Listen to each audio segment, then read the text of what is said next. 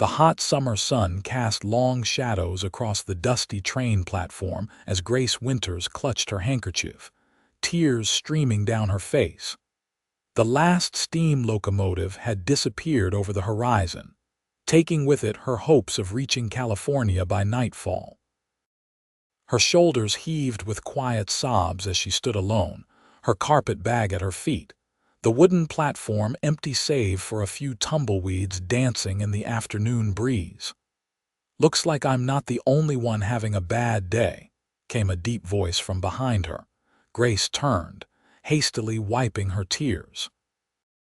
A tall man stood there, hat in hand, his weathered face softened by kind blue eyes.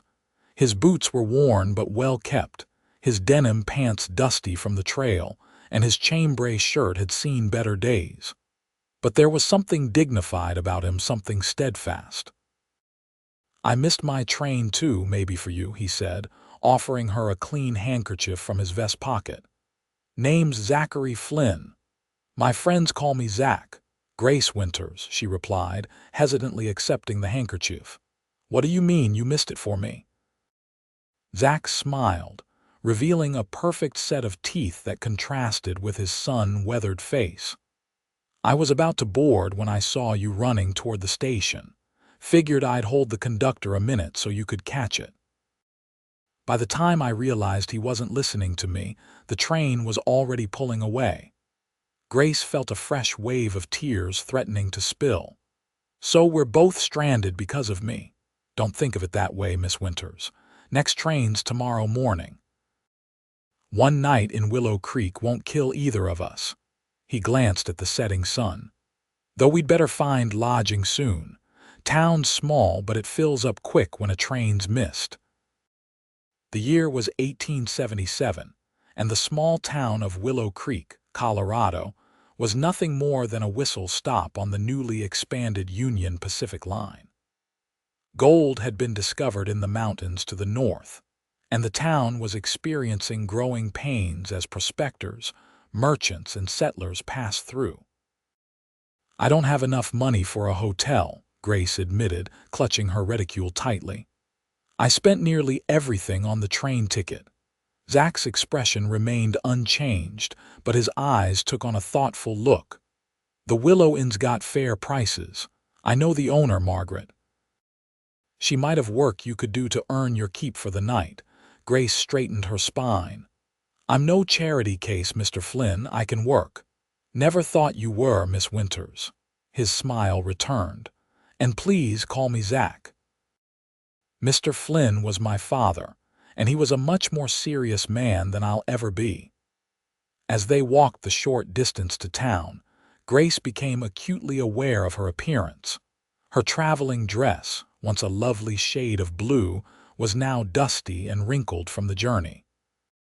Her hair, which she'd carefully pinned that morning, had begun to escape its confines, and she was certain her face was blotchy from crying. "May I ask what takes you to California?" Zach inquired, carrying her carpet bag despite her protests. "I'm to be a teacher in Sacramento," she replied. "The school term starts in 2 weeks, and I wanted time to settle in before beginning my duties." "Noble profession," Zach nodded approvingly. "Teaching the next generation. My mother was a teacher before she married my father. Always said it was the most rewarding work she'd ever done." "And you, Mr. Flynn, Zach, what business takes you west?" He adjusted his hat against the setting sun. "Cattle. Driving a herd up from Texas to Wyoming. My men are camped about 10 miles north. I came ahead to send telegrams about our arrival." The Willow Inn was a 2-story wooden structure with a wide front porch. Unlike the saloons and gambling houses that dominated the main street, the inn had a respectable air about it, with curtained windows and flower boxes that suggested a woman's touch. Margaret Thornton, the innkeeper, was a stout woman in her 50s with graying hair and shrewd eyes that missed nothing. When Zach explained their situation, she looked Grace up and down before nodding. "I could use help with laundry and supper," she said. Got a full house tonight with that Miss Train. Work until bedtime and I'll give you a small room in the attic. It's hot up there but clean." "Thank you, madam. That's more than fair," Grace replied, relief washing over her. "And you, Zachary Flynn," Margaret continued, turning to him. "Don't think I've forgotten about that time you and your cowboys nearly burned down my stable during the cattle drive of '73. Zach had the good grace to look embarrassed. "That was an accident, Margaret, and we paid for all the damages." "Indeed you did. Which is why I'll give you the last proper room I have, though it'll cost you extra during a train delay." As Margaret led them inside, Grace found herself studying Zach's profile. He wasn't handsome in the conventional way of the gentleman she'd known back in Boston. His face was tanned from years under the sun, with small lines around his eyes that spoke of laughter rather than hardship. His hair, what she could see of it beneath his hat, was a rich brown with hints of gold, and when he turned to smile at her, she felt an unexpected flutter in her chest. "I'll see you at supper, Miss Winters," he said as they parted ways in the hallway. "Don't let Margaret work you too hard." The next few hours passed in a blur of activity. Grace helped the inn's cook prepare a stew for the unexpected guests, kneaded bread dough, and assisted with laundry. The work was harder than teaching, but there was satisfaction in it, and the cook, a friendly woman named Bessie, kept her entertained with local gossip. By the time supper was served in the inn's dining room, Grace was exhausted but pleased with herself. Margaret had provided her with a clean apron to wear over her traveling dress, and she'd managed to fix her hair into a simple but neat bun. The dining room was crowded with stranded travelers, most of them men heading west for various opportunities. Grace noticed how they eyed her as she helped serve the meal, but none were disrespectful, perhaps due to Margaret's watchful presence. Zach sat at a table in the corner, engaged in conversation with a silver-haired gentleman who appeared to be a banker or lawyer, based on his expensive suit. When the meal was finished and the dishes cleared, Margaret approached Grace with a cup of tea. "You've worked hard, girl. Take a rest before you help with the washing up." Grateful, Grace sank into a chair in the kitchen, sipping the hot tea. Her hands were red from hot water and soap, and her feet ached from standing, but she felt a sense of accomplishment. "You look like you've earned that tea," came Zach's voice from the doorway. He held his hat in his hands, turning it slowly as he spoke. "Mr. Flynn," she acknowledged, suddenly conscious of her disheveled appearance. "I thought we agreed on Zach." He smiled, then glanced at Bessie, who was pretending not to listen while drying dishes.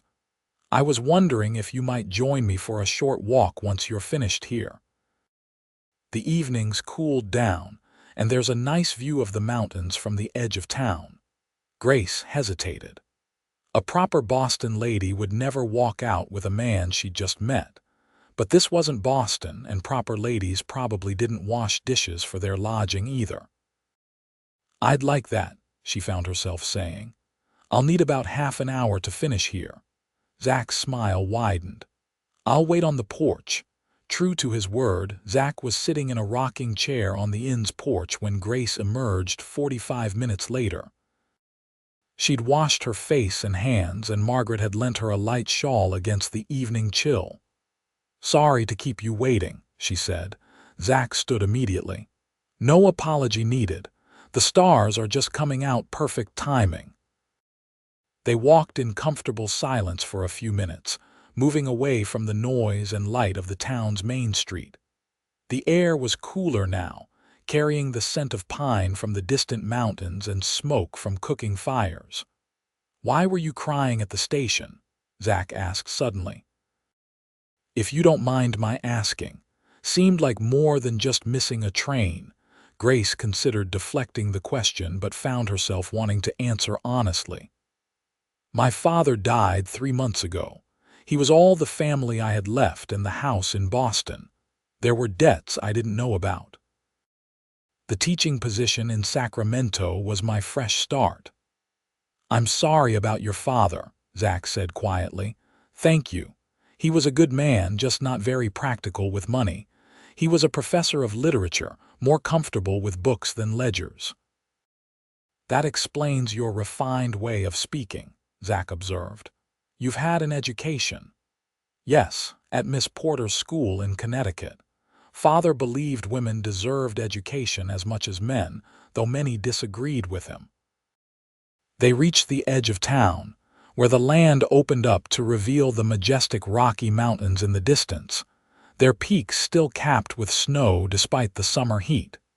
It's beautiful, Grace breathed, momentarily forgetting her troubles. That it is, Zach agreed, though when she glanced at him, she found him looking not at the mountains but at her. Their eyes met, and for a moment, something passed between them, a recognition, perhaps, of kindred spirits despite their different backgrounds. What about you? Grace asked, breaking the moment. You said you're driving cattle. Are you a cowboy then? Zach chuckled. I was. Started as one at 15, worked my way up to foreman by 20, and now, at 30, I own the herd. 1,500 head of longhorn headed for Wyoming ranches. That's impressive, Grace said, genuinely impressed by his accomplishments. Just lucky and stubborn, he replied modestly. After the war, Texas had too many cattle and not enough markets. I saw an opportunity and took it. You fought in the war? She asked softly. A shadow crossed his face. Last year of it. I was young, too young, really. Saw things no boy should see. He shook his head as if to clear the memories. But that's long past now. They stood in silence for a moment, watching as the stars appeared one by one in the darkening sky. What time does the train leave tomorrow? Grace asked eventually. 8 o'clock. We should be at the station by 7:30 to be safe. Zach looked slightly embarrassed. I thought I might see you safely aboard before I head back to my men. The gesture touched her. That's very kind of you. It's nothing, he said, suddenly gruff. Just being neighborly. As they walked back toward the inn, their hands brushed accidentally. Grace felt a jolt of awareness and quickly clasped her hands in front of her. Zach cleared his throat, seemingly affected as well. Thank you for the walk, she said formally as they reached the porch, and for your help today. My pleasure, Miss Winters. He tipped his hat. Sleep well. Tomorrow you'll be on your way to your new life.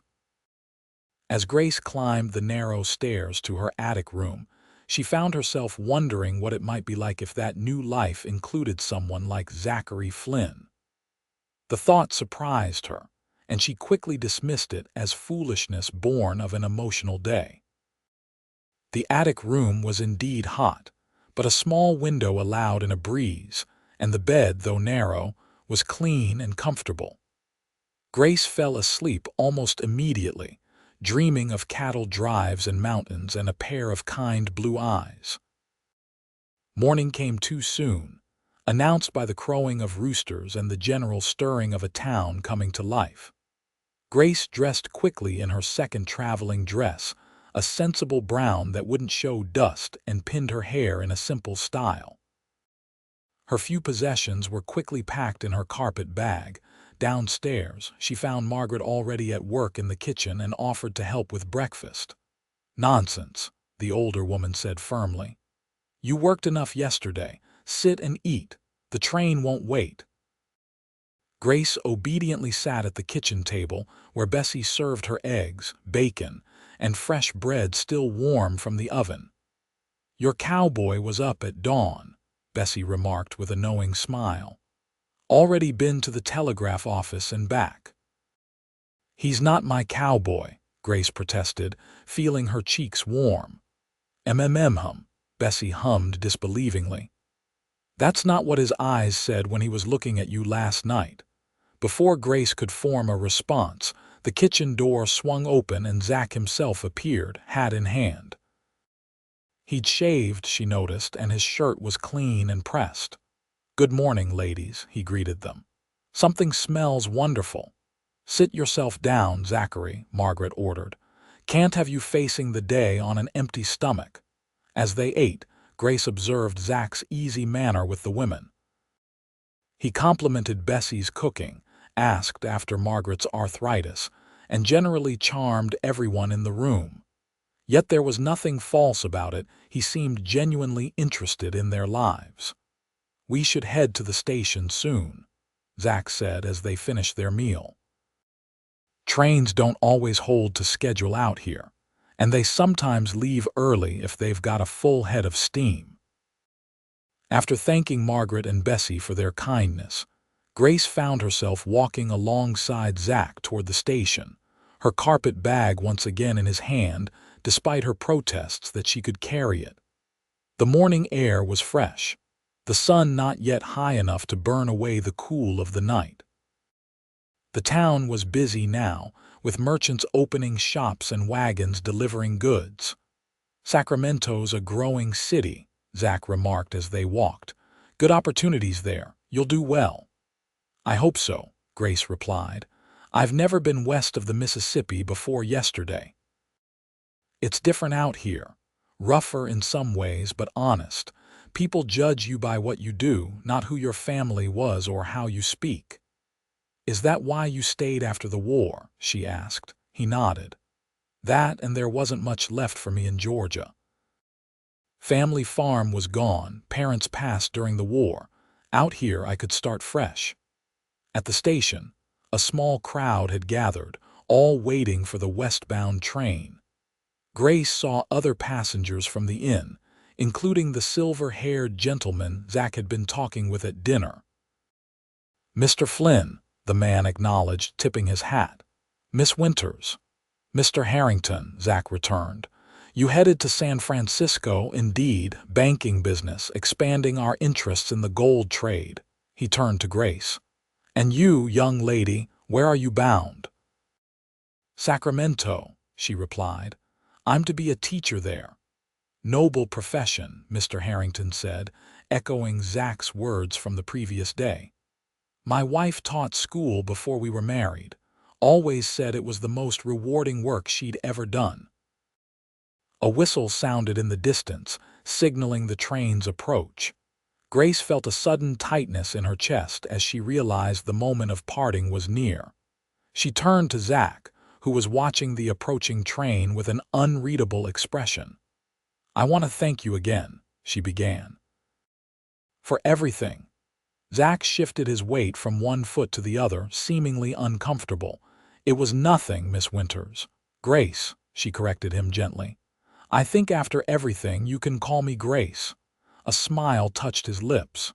"Grace," he repeated as if testing the sound of it. The train pulled into the station with a screech of brakes and a billow of steam. Passengers began to disembark, and soon there would be the call to board. "I suppose this is goodbye," Grace said, holding out her hand. Zach took it, but instead of shaking it formally, he held it between both of his. "It doesn't have to be," he said, his voice low and urgent. "Sacramento isn't that far from Wyoming, not really." Grace's heart quickened. "What are you saying?" "I'm saying." He hesitated, then seemed to gather his courage. "I'm saying that meeting you was the best thing that's happened to me in a long time, and I'd like to write to you, if you wouldn't mind." "I wouldn't mind at all," she whispered, aware that Mr. Harrington was pretending not to listen nearby. "All aboard," called the conductor, breaking the moment. Zach released her hand reluctantly. "I'll need your address in Sacramento." "The Henderson School for Girls," she replied quickly. "On K Street," he nodded, committing it to memory. "And I'm at the Bar F Ranch 10 miles north of Cheyenne." The conductor called again, more insistently this time. "You'd better go," Zach said, picking up her carpet bag and walking her to the nearest passenger car. As a porter helped her aboard, Grace turned back to Zach. "You missed your train for me," she said, the realization finally hitting her. Was it really an accident? A slow smile spread across his face. Maybe it was fate. And then she was on the train, finding a seat by the window. Zach stood on the platform, hat in hand, watching as the train began to move. Grace waved, and he raised his hat in response, a gesture both courtly and poignant. As the train gathered speed and Willow Creek receded behind them, Grace touched her cheek and was surprised to find it wet. She was crying again beside the tracks, but for an entirely different reason. The journey to Sacramento took 3 more days, with stops in several towns along the way. Grace shared a seat with a friendly older woman named Mrs. Pearson, who was traveling to San Francisco to live with her daughter after being widowed. The woman's gentle chatter helped distract Grace from her thoughts, which kept returning to Zach despite her best efforts. "You have the look of a woman thinking about a man," Mrs. Pearson observed on the second day, her eyes twinkling. Grace blushed. "Is it that obvious?" "Only to someone who's been married for 40 years, the older woman replied. "Was he the handsome cowboy who saw you onto the train?" "Yes," Grace admitted. "We only met because we both missed the train in Willow Creek." "Sometimes the good Lord works in mysterious ways, Mrs. Pearson said sagely. "My Herbert and I met because we both took shelter from a thunderstorm under the same shop awning in Chicago, 50 years ago now." "This is different," Grace protested. "Zach and I are from different worlds. I'm an educated Easterner and he's a—" She hesitated, not wanting to sound dismissive. "A self-made man with his own ranch," Mrs. Pearson finished for her. "Sounds like a catch to me." When the train finally pulled into Sacramento, Grace was both excited and apprehensive. The Henderson School for Girls had arranged for someone to meet her, and she found a young man holding a sign with her name outside the station. "Miss Winters, I'm Thomas, Mrs. Henderson's son. Mother sent me to bring you to the school." The Henderson School was an impressive 3-story building on a tree-lined street. Mrs. Henderson, a stern-looking woman in her 60s, greeted Grace with a critical eye. "You're late, Miss Winters. We expected you 3 days ago." "I apologize, Mrs. Henderson. There was an issue with the train in Colorado." The older woman sniffed disapprovingly. "Well, you're here now. The term starts on Monday, which gives you 4 days to prepare. You'll be teaching English literature and composition to our junior and senior girls." Grace's room at the school was small but pleasant, with a narrow bed, a desk, and a window overlooking the school garden. After unpacking her few belongings, she sat at the desk and, on impulse, took out paper and pen. "Dear Zach," she began, then paused, uncertain what to write. How did one address a man who was neither a formal acquaintance nor yet a friend? After several false starts, she decided on honesty. "I arrived safely in Sacramento today. The journey was long but uneventful. The school seems pleasant enough, though Mrs. Henderson is rather formidable. I begin teaching on Monday. I find myself thinking of our brief acquaintance more often than is probably wise. Perhaps it's simply that you were a kind face in a moment of distress, or perhaps it's something more. I suppose time and correspondence will tell. I hope your cattle drive is proceeding well, and that you reached your men without incident. I would be interested to hear more about your life in Wyoming when you have time to write. Sincerely, Grace Winters." She read over the letter, wondering if it was too forward, but decided to send it anyway. What did she have to lose? The next few weeks passed in a blur of activity. Teaching took more energy than Grace had anticipated, especially since many of the girls came from wealthy families and were more interested in their social lives than in literature. But there were a few bright students who genuinely loved books, and their enthusiasm made the job worthwhile. Every day she checked for mail, but 3 weeks passed with no word from Zach. She began to think he'd forgotten about her, or perhaps had only been polite in suggesting they correspond. Then, on a crisp autumn day in late September, A letter arrived, the envelope slightly crumpled and bearing the marks of having traveled a long distance. Grace retreated to her room before opening it, her heart pounding unreasonably. "Dear Grace," Zach had written in a surprisingly elegant hand. "I apologize for the delay in responding to your letter, which reached me only last week. The cattle drive took longer than expected due to early snow in the mountains, but we've arrived safely in Wyoming with minimal losses. I'm glad to hear you reached Sacramento without incident and that you've begun your teaching duties. I can imagine you standing before a classroom of young ladies, inspiring them with your love of literature. It's a fine picture. Life at the Bar F is settling into the autumn routine.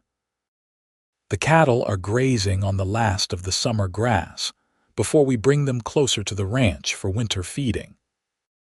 My foreman, Tom Barrett, manages most of the day-to-day work, which leaves me time to handle the business aspects, negotiating sales, arranging for supplies, and planning for next year's drive. You asked about my life here. The ranch house is nothing fancy, 4 rooms built of pine logs, with a stone fireplace that keeps it warm even in the coldest weather. From my front porch, I can see the mountains to the west and the prairies stretching east as far as the eye can follow. It's lonely sometimes, especially in winter when snowdrifts cut us off from town, but there's a peace to it that I've grown to love. I think often of our brief meeting. I've traveled widely and met many people in my 30 years, but few have left such an impression after so short an acquaintance.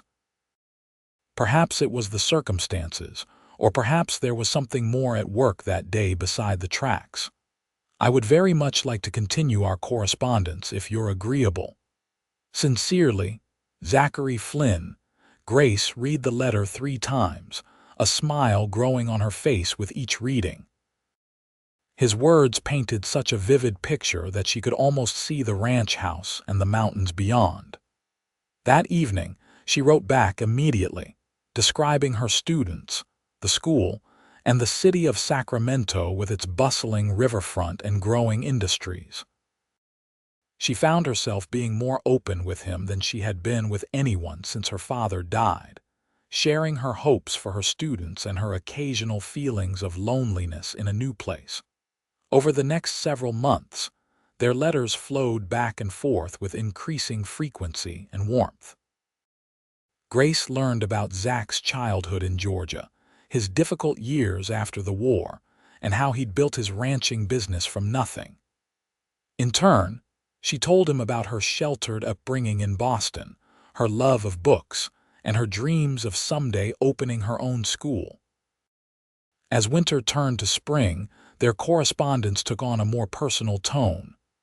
Zach began to sign his letters with affection, and Grace found herself anticipating each letter with growing excitement.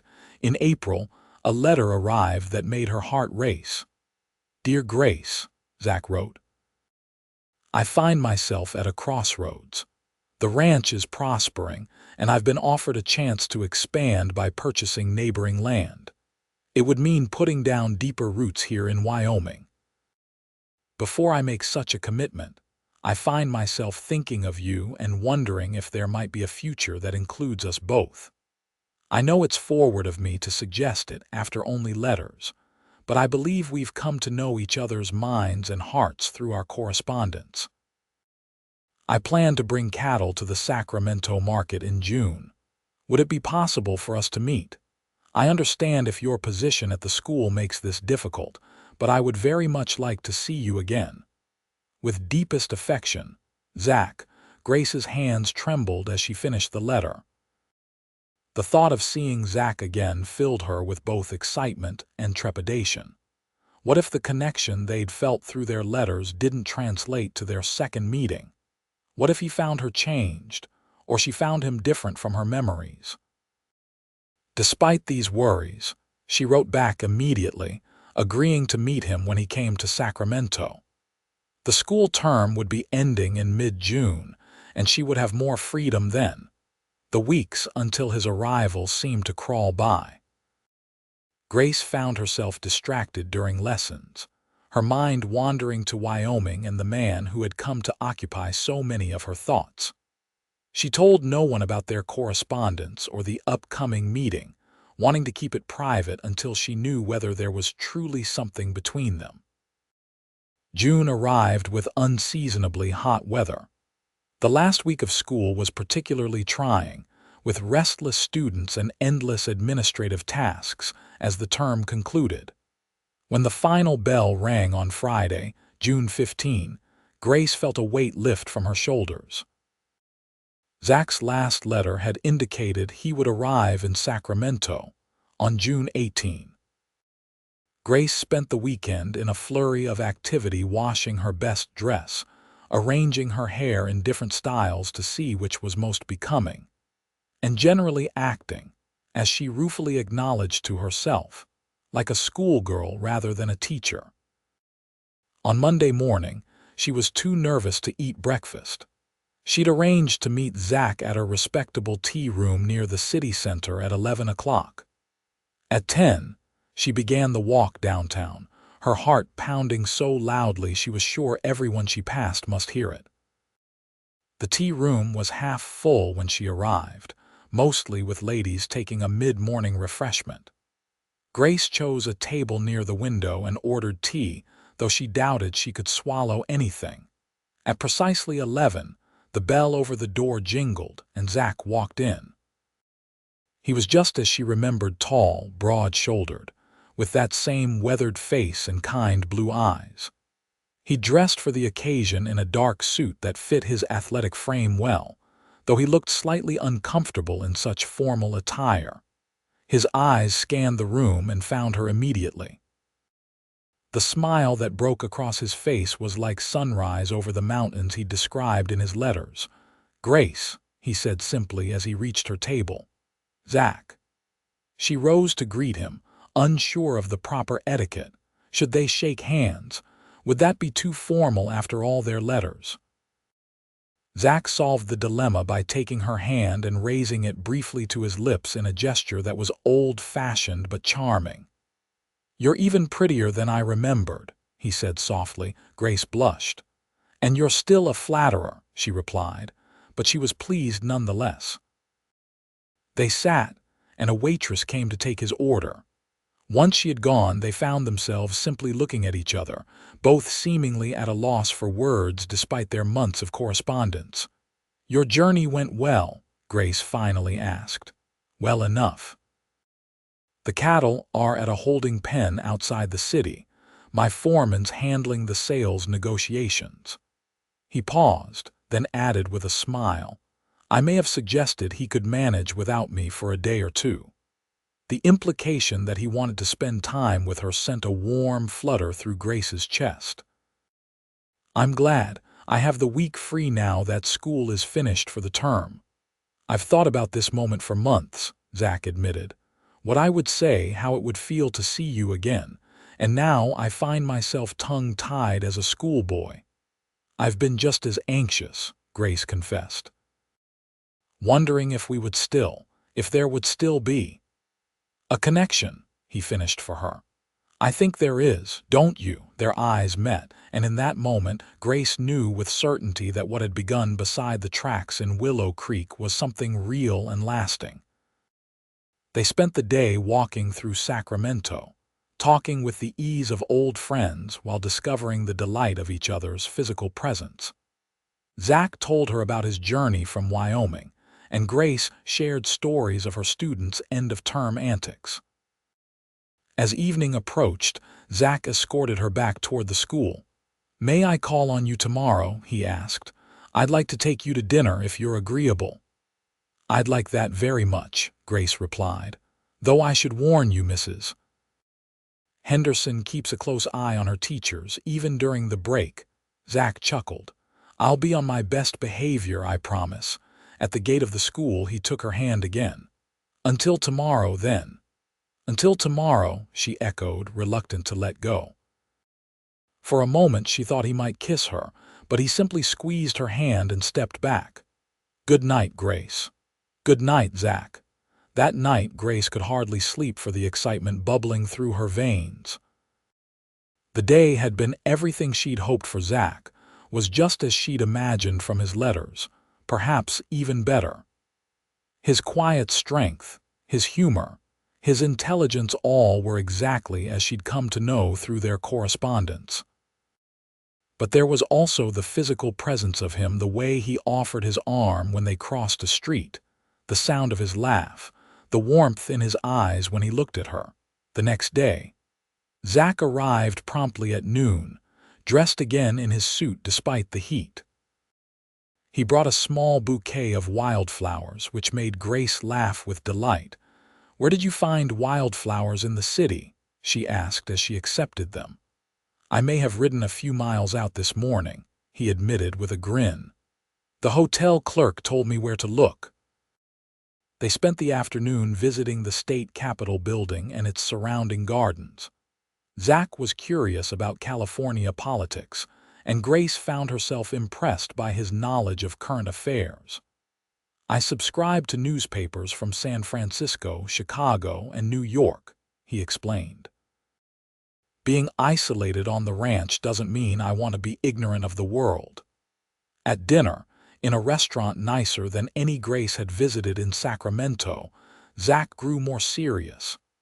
"I need to head back to Wyoming soon," he said as they finished their meal. "The business here is almost concluded and the ranch needs attention." Grace felt her heart sink. "When will you leave?" "Day after tomorrow," he replied, "which doesn't give us much time." "Time for what?" she asked, though she thought she knew. Zach took a deep breath. "Grace, I didn't come all this way just to sell cattle. I came to ask you something important." He reached across the table to take her hand. "In your letters, you've shared your dreams, your thoughts, your heart. I feel I know you better than people I've known in person for years. And I believe you know me, the real me, not just the cowboy you met beside the tracks." Grace nodded, her throat suddenly too tight for words. "What I'm trying to say, probably badly, is that I've fallen in love with you through those letters. And seeing you again has only confirmed what I already knew." He paused, his blue eyes searching her face. "I suppose what I'm asking is, do you think you could ever feel the same way about me?" "Oh, Zach," Grace whispered, tears threatening to spill. "I already do." The smile that lit his face was radiant. "Then I have another question," he said, reaching into his pocket and pulling out a small velvet box. "Grace Winters, would you do me the extraordinary honor of becoming my wife?" He opened the box to reveal a simple but beautiful ring, a small diamond set in gold with tiny sapphires on either side. Grace's hand flew to her mouth. "Zach, I didn't expect." "Is it too soon?" he asked, suddenly uncertain. "I know we've only met twice, but I feel like I've known you forever." "It's not too soon," she assured him, her heart overflowing. "It's perfect." "Is that a yes?" he pressed, his eyes hopeful. "Yes," Grace said firmly. "Yes, I will marry you, Zachary Flynn." He slipped the ring onto her finger where it fit as if made for her. Then, propriety be damned, he leaned across the table and kissed her, a gentle, tender kiss that held the promise of a lifetime. When they finally broke apart, both a little breathless, Zach grinned. "I've wanted to do that since I first saw you crying beside those tracks." "I'm glad you waited until I was saying yes to your proposal," Grace teased, her cheeks flushed with happiness. The rest of the evening passed in a haze of joy as they discussed their future.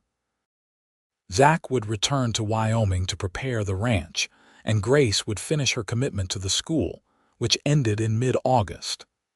They would marry in Sacramento at the end of summer and then travel together to Wyoming before the first snows. "It won't be an easy life," Zach warned her. "The winters are harsh, and the nearest neighbors are miles away." "I'm stronger than I look," Grace replied. "And I won't be the first educated woman to make a life on the frontier. I can teach our children and perhaps other children in the area as well." Our children, Zach repeated, a look of wonder crossing his face. I like the sound of that. The next day was their last together before Zach had to return to Wyoming. They spent it making practical arrangements, visiting a minister to discuss the wedding ceremony, selecting a date in late August, and sending a telegram to Zach's foreman to announce their engagement. As the day drew to a close, they walked arm in arm through a small park near the school. The setting sun cast long shadows across the grass, reminding Grace of that first day at the train station in Willow Creek. "What are you thinking?" Zach asked, noticing her thoughtful expression. "I was thinking about how differently things might have turned out if we hadn't both missed that train," she replied. "If you hadn't noticed me crying beside the tracks." Zach stopped walking and turned to face her. "I believe we would have found each other somehow," he said seriously. "Maybe not that day or in that way, but eventually. Some things are meant to be." Grace reached up to touch his face, marveling at how natural it felt to do so. "I never believed in fate before I met you. And now," he covered her hand with his own, turning to press a kiss to her palm. "Now I think perhaps there are forces at work in the world that we don't fully understand," she said softly. "Forces that bring the right people together at the right moment." They sealed this philosophical discussion with a kiss that lasted until a disapproving cough from a passing matron reminded them they were in a public park. The following morning, Grace accompanied Zach to the train station. The irony of saying goodbye at the very place that had brought them together was not lost on either of them. 6 weeks, Zach said as they stood on the platform. "It will pass quickly." "Not quickly enough," Grace replied, fighting tears. "I'll write as soon as I reach the ranch," he promised. "And you'll write too." "Every day," she assured him, though they both knew the postal service to Wyoming wasn't quite that efficient. The conductor called for boarding, and Zach pulled her close for one last embrace. "I love you, Grace Winters," he whispered against her hair. "And I love you, Zachary Flynn," she replied, her voice steady despite the tears now flowing freely. "Travel safely." With a final kiss, he boarded the train. Grace stood on the platform, watching until the train disappeared from sight, her hand raised in farewell. Walking back to the school, Grace touched the ring on her finger, still hardly believing the turn her life had taken. 6 weeks until the wedding, then a journey to a new home and a new life as Mrs. Zachary Flynn. Mrs. Henderson was predictably shocked when Grace announced her impending marriage and resignation. "But you've only just begun your career," she protested. "And to leave it for a ranch in Wyoming, of all places. Are you certain this is wise?" "I've never been more certain of anything," Grace replied firmly. "I'll complete the summer term as agreed, but then I must follow my heart." The next 6 weeks were a flurry of preparations. Grace wrote to her few remaining friends in Boston to announce her marriage, ordered a simple but elegant wedding dress from a Sacramento dressmaker, and began to prepare herself for life on a frontier ranch by reading every book on the subject she could find. Zach's letters arrived regularly, full of plans for their future. He was adding a room to the ranch house, he wrote, and had ordered furniture from Denver. The neighbors, though miles away, were excited to meet her, especially since there was a shortage of teachers in the area. "Mrs. Barrett, my foreman's wife, says to tell you she'll help you settle in," Zach wrote. "She came out from Philadelphia 10 years ago and understands what it's like to adjust to ranch life." As the wedding day approached, Grace found herself growing more excited than nervous. She had no family to invite, but she'd made a few friends among the other teachers who promised to attend. Zach's telegram indicated he would arrive 3 days before the ceremony, bringing his foreman and Mrs. Barrett as witnesses. True to his word, Zach arrived in Sacramento on August 22, 1878, looking tanned and fit from the summer's work. The moment Grace saw him step down from the train, her heart leaped in her chest, and she knew without a doubt that she was making the right decision. "Grace," he said simply, gathering her into his arms right there on the platform, heedless of onlookers. "These have been the longest 6 weeks of my life." The wedding took place on August 25 in the garden of the small church Grace had attended during her time in Sacramento. The day was warm and clear, with a gentle breeze that carried the scent of roses and jasmine. Grace wore a gown of ivory silk with lace at the collar and cuffs, simple by Eastern standards but elegant nonetheless. Mrs. Barrett had helped with her hair, arranging it in a style that was both sophisticated and practical, with small white flowers woven through the braids. Zach waited for her beneath an arch of roses, looking both nervous and proud in a new black suit. Beside him stood Tom Barrett, a stocky, red-haired man with a friendly face, and on the bride's side waited Mrs. Barrett and 2 teachers from the Henderson School. The ceremony was brief but heartfelt. Grace and Zach had written their own vows, promises of love, respect, and partnership that reflected their unique journey. "I promise to cherish the educated mind and gentle heart that first captivated me through your letters," Zach vowed. "To build a home and a life worthy of the trust you've placed in me. To stand beside you through all seasons, in hardship and in joy." "I promise to bring warmth and learning to our home," Grace responded. "To embrace the land you love and the life we'll build together. To face each challenge with the strength and courage I've learned from you. To love you faithfully all the days of my life." When the minister pronounced them husband and wife, and Zach kissed her with a tenderness that brought tears to her eyes, Grace felt as if her heart might burst with happiness. The small reception was held at a hotel nearby, with a luncheon for their few guests. There was cake and champagne, toasts and well wishes, but all Grace could focus on was the gold band on her finger and the man who now held her heart and her future in his hands. That evening, as they prepared to board the train that would take them on the first leg of their journey to Wyoming, Grace paused on the platform, looking at the tracks stretching into the distance. "What is it?" Zach asked, noticing her hesitation. "I was just thinking," she said with a smile, "that I'm very glad we both missed that train in Willow Creek." Zach laughed and pulled her close. "Best mistake I ever made," he agreed, "though I have a confession to make." "Oh," Grace looked up at him curiously. "I didn't exactly miss that train by accident," he admitted. "I saw you running for it, looking so determined, and something made me step back and let it leave without me. I told myself it was just to help a lady in distress, but I think some part of me knew even then." Grace's eyes widened. "Zachary Flynn, are you saying you deliberately stranded yourself in a tiny town with a complete stranger?" "When you put it that way, it does sound rather foolish," he acknowledged with a grin. "But it worked out in the end, didn't it?" "Indeed it did," she agreed, standing on tiptoe to kiss him just as their train pulled into the station. "Indeed it did." The journey to Wyoming took a week, with stops in several cities along the way.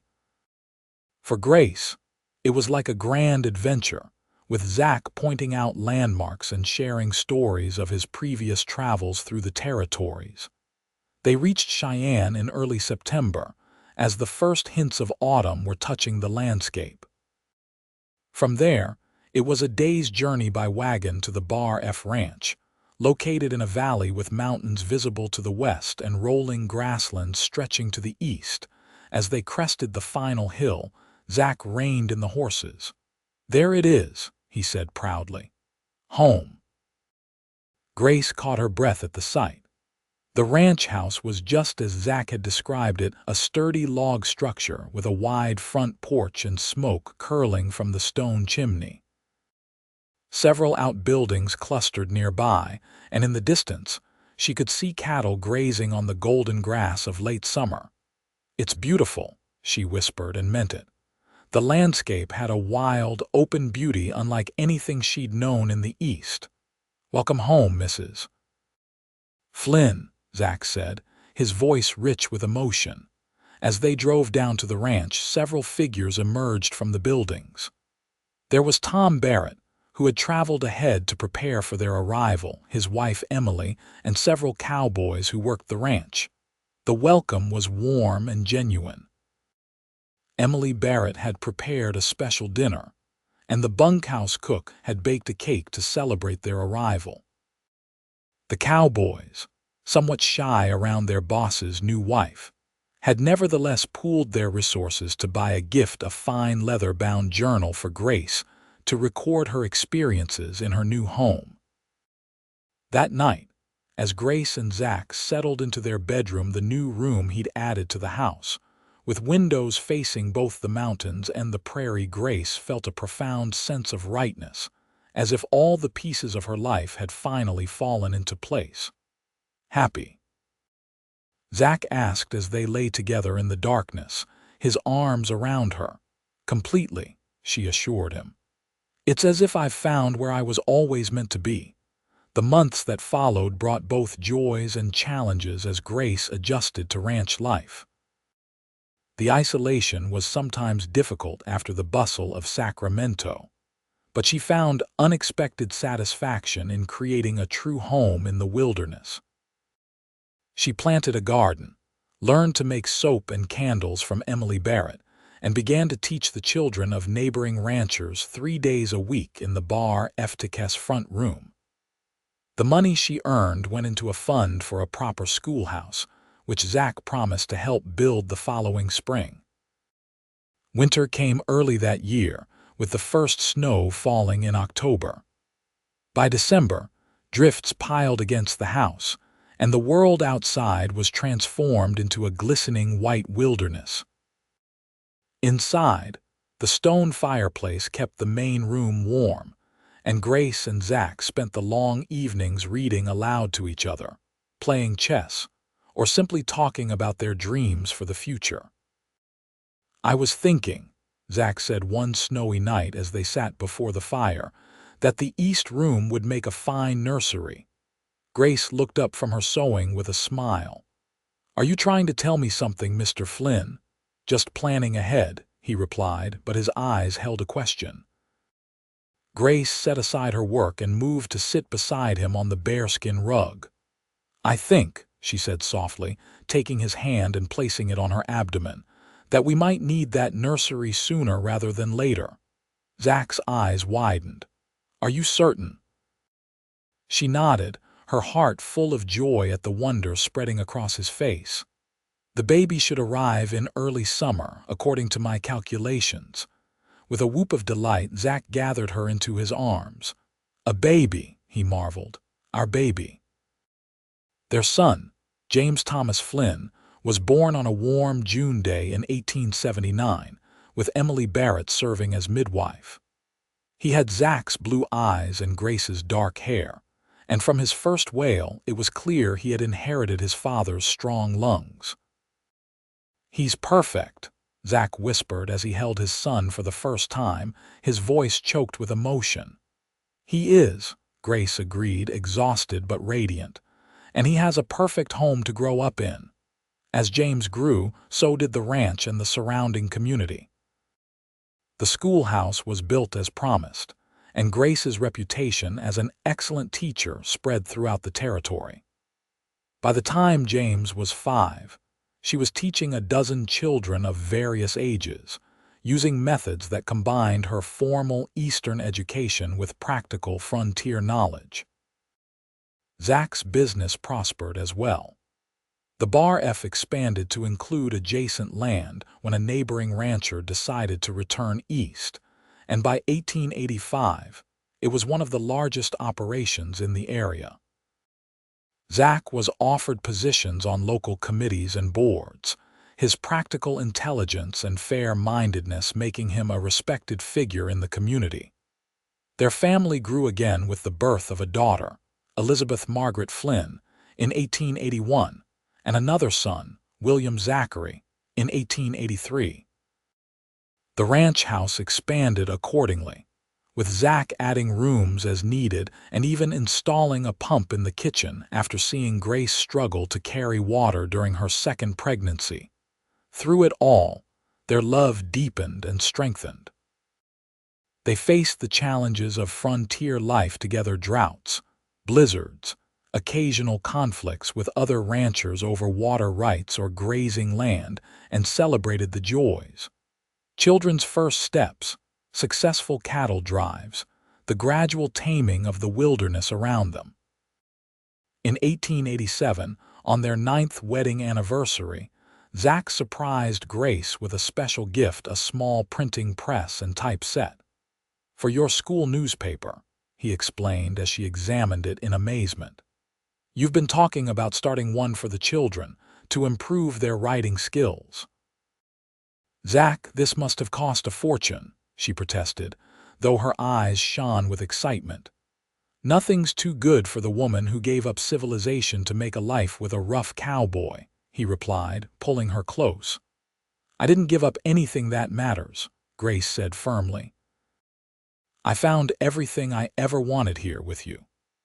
That evening, as they sat on the porch watching the sunset paint the mountains gold and purple, their children playing in the yard, Grace reflected on the journey that had brought her to this moment.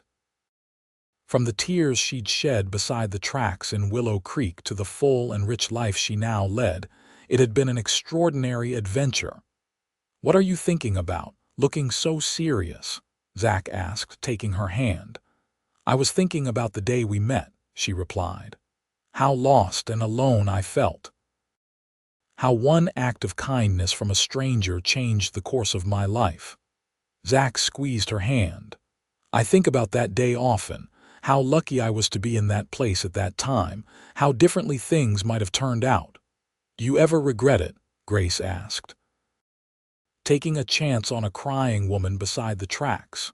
"Never," Zach said without hesitation. "Not for a single moment. Missing that train was the best thing that ever happened to me." As the last rays of sunlight faded from the sky and the first stars appeared overhead, Grace leaned her head on her husband's shoulder, content in the knowledge that sometimes the most unexpected detours lead exactly where we're meant to go.